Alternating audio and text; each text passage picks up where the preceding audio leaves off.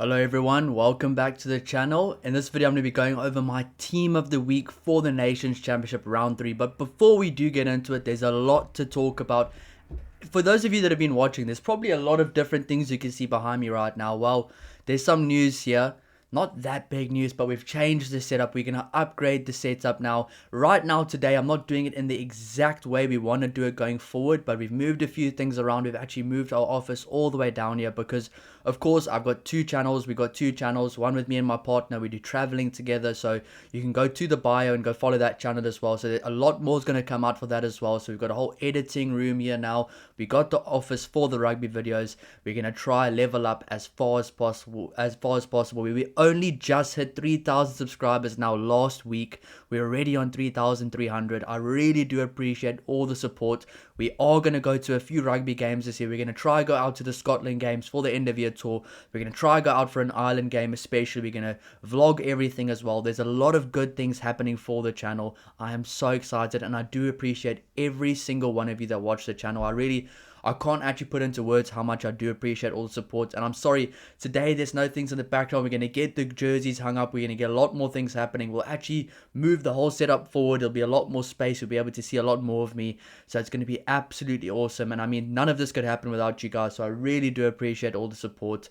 And yeah, we'll get right into it. But thank you so much. And if you do enjoy the content, please don't forget to like and subscribe to help the channel grow. I really do appreciate it. So let's get into it. The team of the week, my team of the week for round 3 of the Nations Championship. Of course, I will be doing a video going over the current standings, going over the world rankings as well. And I will be doing a separate video, my team of the month, my team for the first 3 rounds. But there were some really good fixtures this weekend. I mean, the All Blacks beating Ireland, France, a very good win against Japan, the Wallabies with an incredible performance against Italy, Wales versus South Africa, some crazy conditions there in Durban, a very fiery test match between England and Argentina. That was such a good game to watch. And of course, we also had Scotland with a bit of a late surge against Fiji, who actually led at halftime. So without a doubt, without further ado, sorry, the whole new setup's got me so excited I can't even speak. But without further ado, let's get right into it. Starting off with number 1, I've gone for Gerard Steenkamp.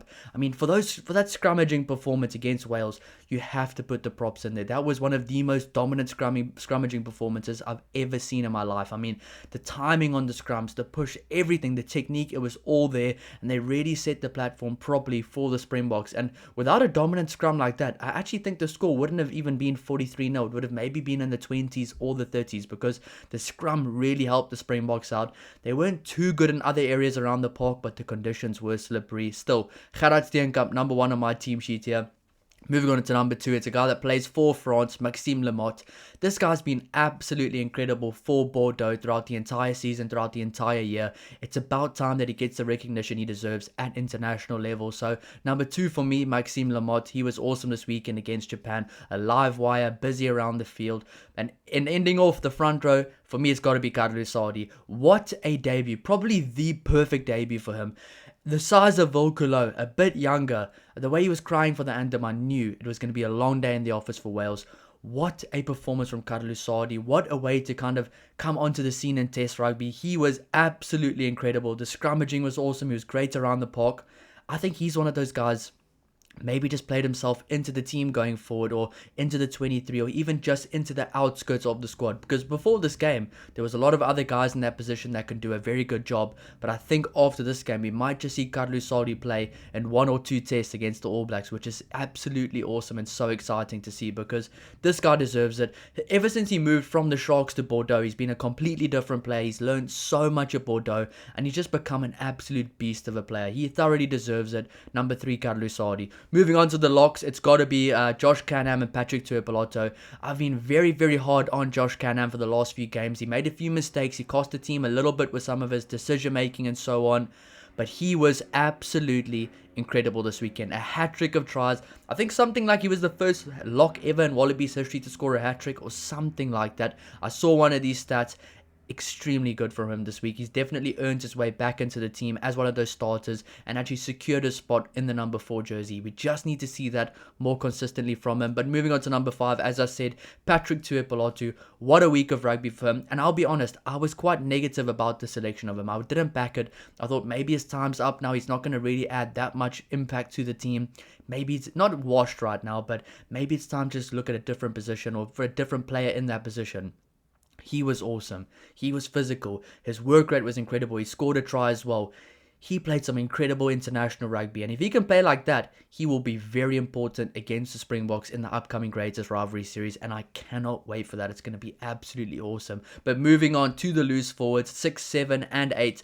Number 6 is an all-black player, Tupou Vaa'i. A lot of people don't like him. A lot of people love him. I think if he plays for your team, then you'll really start loving him. He's like one of those guys that he's difficult to love if he plays against your team, but this guy is such a good player. He adds such a big impact as well. Tupou Vaa'i at number 6, good ball carrying out wide in the tram lines. He was physical, he was a live wire, he was good at line out time. He did exactly what the coaches expected of him, and he honestly delivered. He could be in the number 6 jersey going forward because wow, he was awesome in the number 6 jersey, and he's a very mobile athlete as well.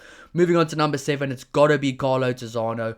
What a performance from Carlo Tizzano. And I've always been saying this, I really rate this guy so highly. He's such a good player. Every single time he puts on the Wallabies colours, the yellow and gold or whatever you call it, the green and gold they call it, or the gold and green, he is absolutely impeccable. He's a live wire around the field. He slows the opposition ball down. He's a good fetcher. And the one thing he does really well, he's a prolific try scorer. This guy knows how to score tries. He is one of those guys, every single time I see him putting on a Wallabies jersey, he's scoring a try. And I think he can honestly really have a big benefit off the bench for the Wallabies. The Wallabies have been having very good starts. They've been struggling at the end of games. He could be one of those guys. Bring him and Tom Hooper on together. They can end the game off strong. They can add that punch. They can add that energy in the second half. That can really get this team going forward in the second half of the games because they need it. What a performance from him. What a performance from the Wallabies. Number 8, Jasper Visser for me. This guy's been incredible. One of the best number 8s in the world, if not the best number 8 in the world. From where he started in 2021 against the British and Irish Lions, he was just direct, physical, didn't have much of a skill set. So now, good under the high ball, very safe hands off kickoff, very good ball carrier, very skillful as well, good footwork. He is becoming the complete package for a number 8, and he's got a lot of seasons left, and he's playing some incredible rugby for the green and gold. One of the most important players of the Springboks by far. I mean, this guy's going to be huge in the greatest rivalry series. And if we see the likes of a Tupou Vaa'i, Ardie Savea, Peter Lakai, or Wallace Atiti and all these guys, Luke Jacobson versus a Jasper Visser, Paul de Villiers, Sia Khaleesi, Peter Steph du Toit, it's going to be an absolutely awesome matchup in the loose forwards. But moving on to the backline, number 9, I've gone for Cobus Reinach. Not too many great performances at scrum off this week. I thought Maxime Luku was alright as well, but not that many great performances. I thought Cobus Reinach was really solid. I mean, in those conditions, his box kicks was spot on. His timing was good. He got the ball out nice and quick. He kind of kept the Wales defense honest around the fringes as well, putting guys like Cobus Visser away. Some really good play from him. And Cobus Visser, I have to give a shout out. He was one of the guys I was looking at for this list, and I think he might just have a spot in the starting lineup for the Springboks going forward. But we'll talk about that in a different video, but just keep that in mind. That will be coming out. But Cobus Reinach was awesome. I mean, he was very solid. He played his role to perfection, and in those Durban slippery conditions, you need a scrum half to just be absolutely perfect the way it was. So at number 9, Cobus Reinach. And then at number 10 for me, I've gone for the young Finn Smith. And I think Finn Smith has really secured his spot as the number 10 going forward. We still haven't made it soundproof yet. I don't know if you can hear there's planes going over because there's a little private airfield right where we stay. But even if we were in the other setup, you could still hear it. So hopefully you guys can't hear that. But number 10, Finn Smith, definitely played his way into the number 10 spot now. He is the number 10 going forward. He plays with so much confidence, whether it's with Jack van Poortvliet, Alex Mitchell, Ben Spencer. He is the guy going forward. And I think those big moments where against South Africa, he was the one backline player that really stepped up this week, putting the perfect crossfield kick for Tommy Freeman in the corner. Just some really good play from him. He definitely earned that number 10 jersey for England. So Finn Smith at number 10. But moving on to the two wings, Harry Potter, Emmanuel Fewa-Bosso. Of course, Emmanuel Fewa-Bosso plays 11. I've just got him at number 14 here to have two wings. Harry Potter was everywhere. This guy probably secured his spot now in the squad going forward. It's between him, Dylan Peach, and Max Jorgensen because, wow, Harry Potter was everywhere. I think he made 100 and something meters by himself, more than most of the other wings, more than the Italy wings combined by far as well. He was everywhere. He was a live wire. He was physical. He was popping up all around the field. His work rate was incredible. Harry Potter had a really good game, and I've always rated Harry Potter as a very good player with a very high work rate. So it's good to see him actually performing well at that level. Number 14, Emmanuel Feo-Bosso. This guy is a special talent. Feo-Bosso is such a special talent. I mean, he's got the speed, he's got the power, he can break a game wide open, and I think he's still going to do a lot of legendary things for England going forward. And you have to be honest about it now. England are actually going in the right direction. They've got the youngsters, they've got the good young players as well, the potential superstars, and they can really go far if they just kind of stick to these guys, give them more game time, and we're starting to see it starting to pay off with a very good win away from home in Argentina. Now moving on to the centres, number 12, I've gone for Joshua Tuisova. A really good performance for him against Scotland. I thought he was one of the better players for Fiji. He was physical, he manned up, he kind of took the ball forward, went over the advantage line, got over the gain line with ease. He was physical. He had a high work rate as well. A very good performance for him in the number 12 jersey, and playing a lot more like a 12 right now. He was busy, he was all over, and he had a very good impact almost as an extra loose forward as well. So very good performance from Tuisova. He gets the number 12 spot. Moving on to number 13 now. There can be a lot of debate around this. A lot of people saying he had a bad game because of the one dive moment, which wasn't a yellow card, by the way. But I've gone for Quinn Tupaia. I think Quinn Tupaia has been absolutely exceptional for the All Blacks in the last few games. Obviously, he only played 2 of those 3 games. And it was between Quinn Tupaia and Jesse Kriel. But I've seen a lot of the comments about Jesse Kriel, and I thought Jesse Kriel was good, but I don't think he was at his absolute best. I thought Damon Delinde and Jesse Kriel were both quite quiet for their standards, and their standards are very high. I thought Quinn Tupaia was good. He was solid. He made the right decisions. He got over the advantage line. He kept the defense honest, and he is one of those guys. He is really going up the rankings right now for one of the best 13s in the world. I think Jordy Barrett and Quinn Tupaia versus Damon Delinde and Jesse Kriel is going to be a battle for the ages at center. I cannot wait for it. But there's going to be so much more content coming out for the Greatest Rivalry series. I mean, growing up as a Springbok fan, I have the utmost respect for the All Blacks. I mean, I think for any Springbok player growing up, you never hate the All Blacks. You actually love the All Blacks, and they've broken my heart so many times. I still remember the days before the Springboks were as good as they are now. I will never forget about those days. That's why I will always remain a humble fan, because the All Blacks of all teams have humbled us the most. And that Greatest Rivalry series is going to be out of this world. It's going to be incredible, almost like a British and Irish Lions series kind of a thing, where they're playing against the club teams and they get the 3 tests.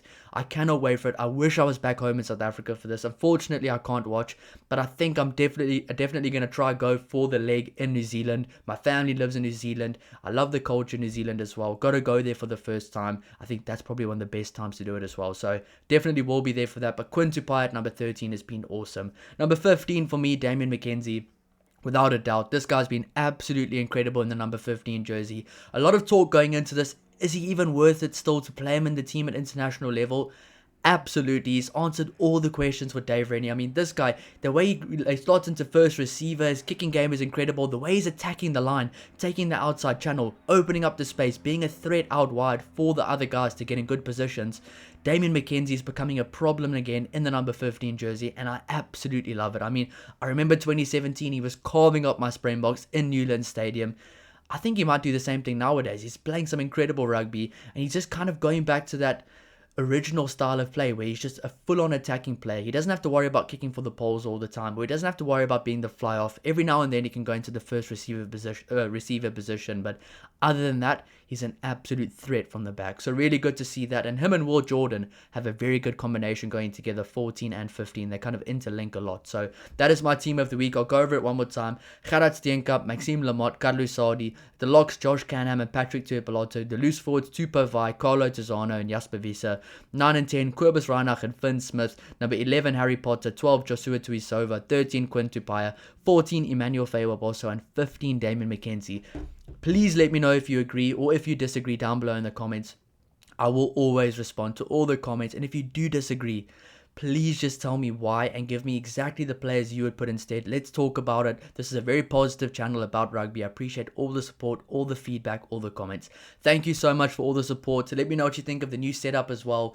I'll be doing a lot more videos of it because I'll probably show what it looks like here. It's not really finished yet. Let me try and get this sorted here. So we got the setup here. One of these things might be used here. We got the other desk on the other side. We have the whole setup here, but I'm not going to show it yet because it's not ready. We can have the TV here. Maybe down the line we'll do some live reactions as well, live watch alongs. We'll get the couch in here as well with the TV. We're gonna get the jerseys hung up. We're gonna move this back. It's gonna be a bit higher, so it's gonna look a lot more professional. So thank you so much for all the support. Let me know what you think down below. I'll see you in the next one. Cheers.